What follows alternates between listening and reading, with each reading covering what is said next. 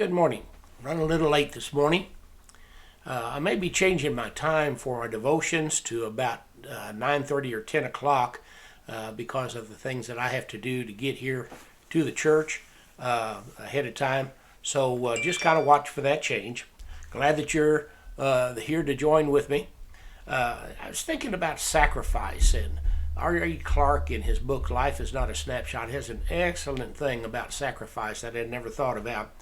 Comes out of Romans, the 12th chapter, verse 1. It says, to this, I beseech you, therefore, brethren, by the mercies of God, that you present your bodies a living sacrifice, wholly acceptable to God, which is your reasonable service. You know, sacrifice is not an element to be found in abundance in the world today. Since the advent of Burger King Have It Your Own Way slogan back in 1973, there has been a general decline in people's attitude towards sacrificial living. Now, therefore, before you go out and boycott Burger King, it's not their fault.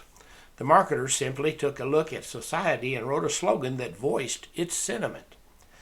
There have been, and I always believe there will be, bright spots here and there when it comes to living a life of self-sacrifice. Sacrifice is not relegated only to the Christian community as a whole, but we as individual Christians are indeed called to it. Scripture makes it very plain that sacrifice for the believer is not an option. It is the only reasonable choice. An example of this comes from a student who was enrolled at the Baylor University School of Medicine. Rick Fox, a superior student and athlete at the end of his first year, was top man in his class. His dream was to be a doctor. During his second year, he developed stomach pains which led to a diagnosis of terminal cancer. Upon hearing the news, Rick said to his doctor, "Let me have 30 minutes alone with God."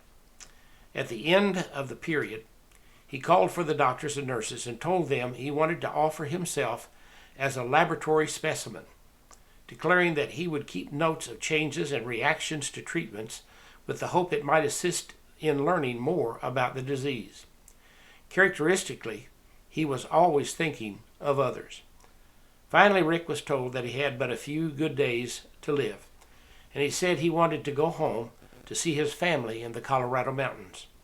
On the day of his departure, 60 students from the medical student lined up to say farewell.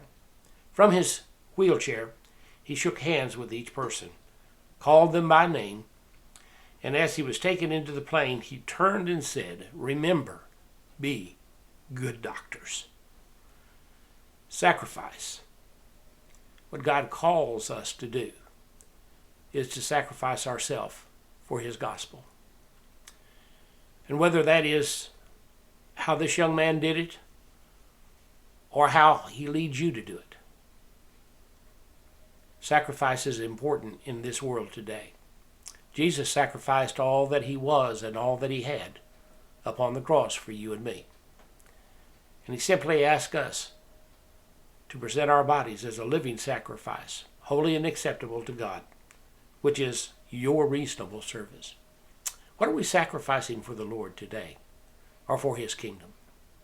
Might be something to think about today. God bless you. Have a good day. Let me know, if you would, about the change of times, which is best for you and when you think it'd be good. I'd appreciate that. Okay? Just your comments will come across on my Facebook. See you later.